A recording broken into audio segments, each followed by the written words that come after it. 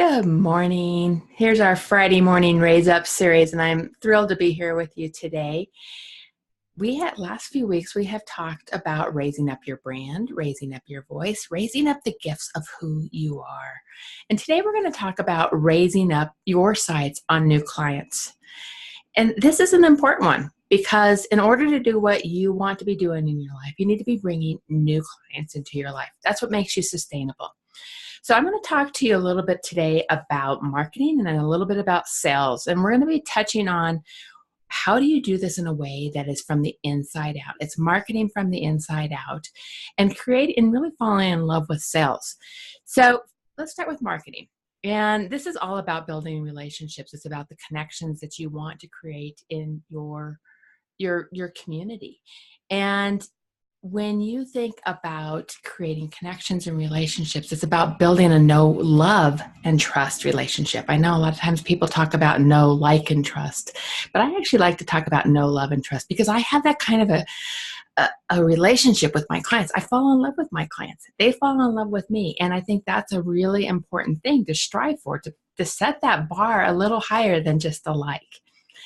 So when you are thinking about marketing, there's all sorts of ways, and you can go out and you can see there's so many different ways you could be marketing your business, and there's a lot of claims of this is the way you have to do it. I don't believe that.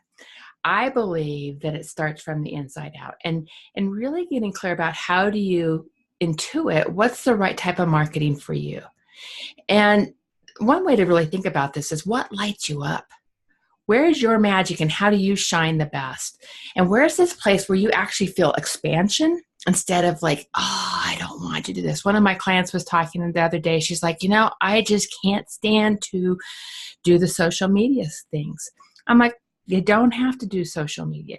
I think everybody has to have a presence on social media, but it doesn't have to be your core. This is how I'm bringing clients to me. In fact, I would suggest that depending where you are in your business, there are other ways that you might be drawing more clients to you versus social media. But for her, she really hated that. So it doesn't work when you hate doing that kind of work. You have to really like marketing. And so find the ways that you enjoy it. So if connection and community is your thing, look for ways that you build your connection in your community. Look for ways that you build those one-on-one relationships. Get out, speak to people, all these sorts of things. So really think about where's your place of expansion versus where's that place where you just like, I can't stand to do it. So really, really important. And there's a lot of shiny objects out there, a lot of shiny ways that you need to be doing, marketing this sort of a way. And the question I'd ask you before you jump into any one of these is how do you consume your own content? When are you a reader? Do you like to watch video? Do you like to listen to audio?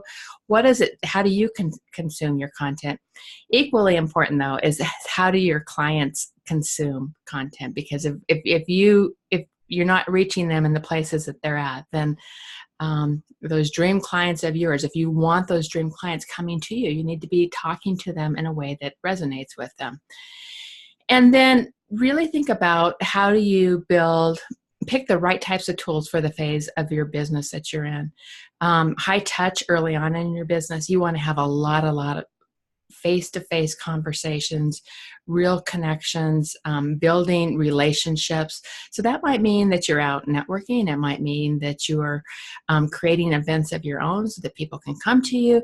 Then you start moving into the one-to-many, where you are speaking. I think speaking is a great way to be bringing leads into your business. You start stepping into expansion, then you're starting to add multiple tool sets into your mix. And then mastery is really where you get to be really great at a couple of specific areas.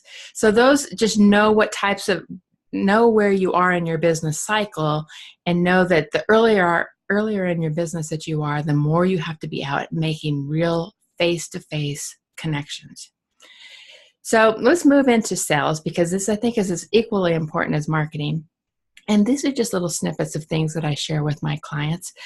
One thing I always encourage my clients to do is to get to know your prospect before you get on the call. I mean, it's easy. we've got the internet. We can find out who they are. You can ask them some questions. You can say, what are you looking for? What are the things that if you can make anything happen, what would that be? And so you start to hear where they're at in their life, and you can help them.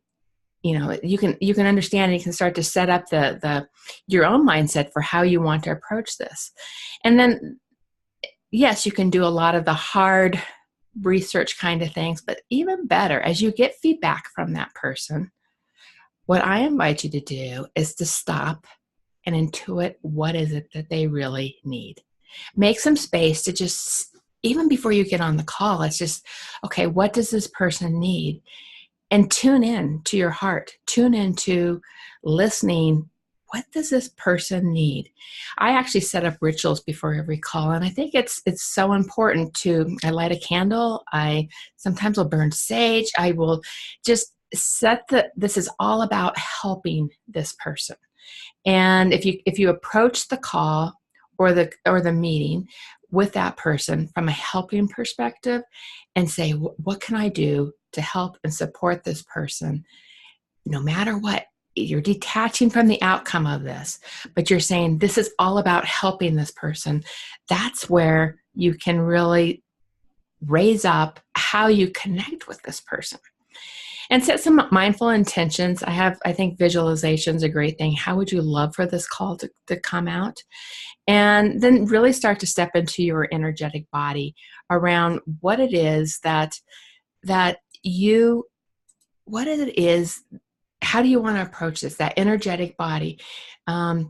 Let your conviction be stronger that you can help this person than their conviction is that you can't help them, that they might have objections. Your conviction, if you show up with this conviction, I can help this person, you can, it changes the energy of that conversation. And it's a win-win. If you don't want clients that aren't the right client for you. So if you're looking for that win-win relationship where you can really help them and where they're the right fit for your clients. So then as you move and step into the call with them, really allow them to voice and listen their concerns, what they're striving for, what they're wanting, and give them space to share give them space to share what it is that they want in their life. Because you start hearing this, take lots of notes, be there, be in the space with them, and then move through the journey with them. It is a journey, it's a relationship, and it's a fabulous way to start to understand where they're at and build a long-term relationship. Every call that you have from a sales perspective is a long-term relationship. It's not about just today. It's not about just next week. It is about a relationship over time. So give them space to really share their heart, to share their dreams, to share their views of what they want to have in life, and then work through them with them. And they may have some objections, and you'll want to get to learn what kinds of objections your clients have. And there's all kinds of methodologies around how do you move through objections. I'm not going to cover those today. But what you want to do is get to know those most frequently heard objections, and then plan, prepare, and practice around those. So these are just some great ways that you can be raising up how you bring clients into your business. And I hope you took away some great tips. Next week, we are going to be talking about raising up. What are we talking about? Let me just look here. Raising up your impact. How do you raise up the communities that you're in, raising up your ripple effect? And then we'll be talking about life energy, and then we'll be talking about raising up your business. How do you really weave all of this together to raise up your business? I hope you have a great Friday, and until next time, we'll see you then. Bye.